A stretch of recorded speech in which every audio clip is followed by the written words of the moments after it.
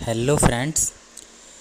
जैसा कि हमारी जो सीरीज चल रही है एमपी के भौगोलिक विभाजन की, एमपी स्पेशल में एमपी के बारे में जो हम डिटेल से चर्चा कर रहे हैं, उसमें जो हमारा मालवा का पठार हो गया है। जैसा कि हम 3 भागों में बांटा था, ध्यान रखना ये चीज़। 3 भागों में पहला मध्य उत्तर प्रदेश में हम पढ़ रहे थे, 4 भाग पढ़ चुके हैं। लास्ट बचा है नर्मदा सोन घाटी, है ना, यही तो बचा है बस। उससे पहले हम एक ज़िला याद करते हैं। हम बहुत सारे 4 ज़िले याद कर चुके हैं। भिंड याद कर लिया था, मुरैना, ग्वालियर, दतिया और श्योपुर तक याद कर चुके थे। अब हमारा है ये शिवपुरी, ठीक है। शिवपुरी याद रखेंगे, भिंड, मुरैना, ग्वालियर, दतिया और शिवपुरी, ठीक है। अब हमारे 5 जिले हो गए। स्टैटिक जानकारी में हम मध्य प्रदेश के 3 नाम पढ़ चुके हैं। हृदय प्रदेश, जवाहरलाल नेहरू ने कहा था। टाइगर स्टेट, सोया स्टेट और नदियों का मायका बताया मैंने, सोया राज्य नहीं बताया, सोया स्टेट। आज का हमारा जो है सोया स्टेट या सोया राज्य के नाम से जाना जाता है। किसको? मध्य प्रदेश को। हम मध्य प्रदेश के 4 नाम पढ़ चुके हैं। ये हमारी स्टैटिक जानकारी। एक ज़िले का नाम हम हमेशा याद करवाते चलते हैं हर एक वीडियो में। और ये छोटी छोटी वीडियो इसलिए रखी गई हैं कि आप कंफ्यूज ना हो और चीज़ें आपको आसानी से याद हों और आप लोगों का मन भी लगे।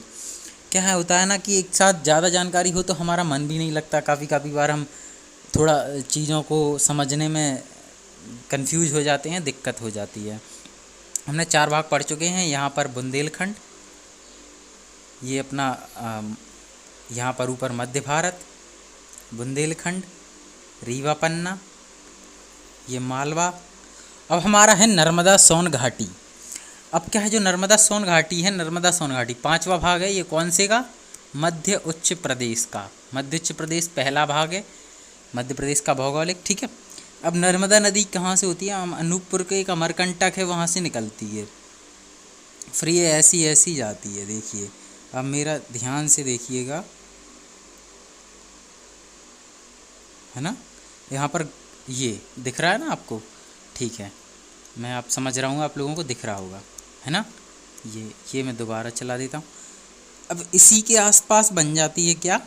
नर्मदा सोन घाटी इसी के नाम पर पड़ जाती है। तो इसमें कौन कौन से ज़िले हो गए? ज़िले के नाम याद ना रहें कोई दिक्कत नहीं, क्योंकि जब हम ज़िले के नाम याद कर लेंगे उसके बाद आपको समझ में आने लगेगा। नर्मदा नदी जब मैं पढ़ाऊँगा तो आपको समझ में आ जाएगा कि हाँ, यहाँ पर नर्मदा सोन घाटी है। अभी बस एक ग्राफ बनना चाहिए दिमाग में कि हाँ, मध्य प्रदेश का जो विभाजन है वो यहाँ रीवा पन्ना का पठार है, यहाँ बुंदेलखंड है, यहाँ मध्य भारत है, यहाँ मालवा है।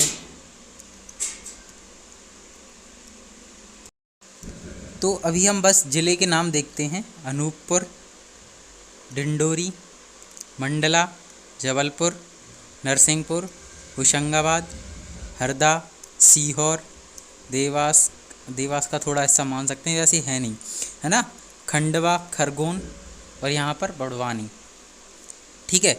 इतने ज़िले हैं नर्मदा सोन घाटी में। ये बड़वानी का भी थोड़ा बहुत हिस्सा है, वरना मानने की कोई ज़रूरत नहीं है, ठीक है। ये ज़िले हैं, बस आपको ये याद रखना, नर्मदा सोन घाटी। अब आगे हम ये पूर्वी भारत का पठार कराएंगे, यहाँ पर है, और यहाँ पर है सतपुड़ा श्रेणी। जब हम आगे मध्य प्रदेश के पर्वत पढ़ेंगे तब आपको समझ में आ जाएगा कि पर्वत श्रेणी यहाँ पर जो सतपुड़ा है और यहाँ पर जो विंध्याचल है। डिटेल में कराऊंगा, अब मैं डिटेल में कराऊंगा सारी चीज़ें, क्योंकि ये चीज़ ग्राफ बनना चाहिए था। ये चीज़ बहुत मेन चीज़ थी, इसलिए मैंने आपको बस थोड़ा समझाने की दृष्टि से ये बताया है। आगे मैं बताऊंगा वो आप धीरे धीरे समझते चले जाएंगे। बस अभी ये थोड़ा सा दिमाग में ग्राफ रखिए कि हाँ, यहाँ पर ऐसे विभाजन किया है। जब डिटेलिंग करवाएंगे तो आपको खुद ब खुद पता चल जाएगा कि हाँ, मध्य भारत के पठार में ये चीज़ें थी। अभी इतनी सारी फैक्चुअल जानकारी अभी बताने से कोई फ़ायदा नहीं है, रट्टा मारते रहते हैं पर याद नहीं होता, इसलिए मैं अभी नहीं बता रहा हूँ। धीरे धीरे जब हम डिटेल से एक्सप्लेन करेंगे तब अपने आप याद होती चली जाएंगे, ठीक है। थैंक यू, अगली वीडियो में मिलते हैं।